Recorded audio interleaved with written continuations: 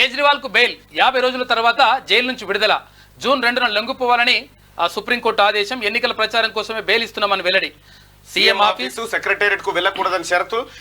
Dictatorship పై పోరాటంలో నాకు మద్దతు ఇవ్వండి అని చెప్పి కేజ్రీవాల్ అన్నాడు. నియంతృత్వం నుంచి దేశాన్ని కాపాడుకుందామని ఆయన పిలుపునిచ్చాడు. మొత్తానికి అరవింద్ కేజ్రీవాల్ కు బెయిల్ మంజూరైంది.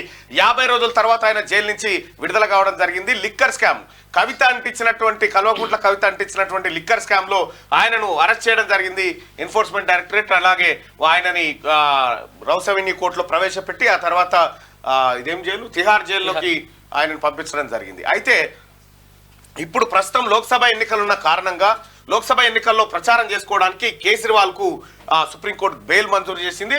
50 రోజుల తర్వాత ఆయన జైలు నుంచి దిగ్విజయంగా విడుదల కావడం జరిగింది. అయితే మరి కవిత కేసు కూడా ఇక్కడ లింక్ అయింది.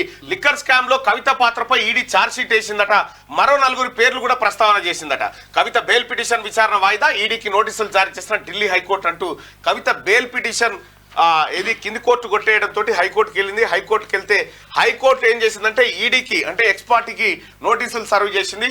మరి కవిత బెయిల్ అడుగుతుంది, ఏమంటారు అని చెప్పి వాళ్ళ ఒపీనియన్ అడగడానికి ఢిల్లీ హైకోర్టు చెప్పింది. అయితే ఇప్పట్లో కవితకు బెయిల్ వచ్చేటువంటి ఆస్కారాలు తక్కువ, ఎందుకంటే ఆమె కీలక సూత్రధారి కాబట్టి.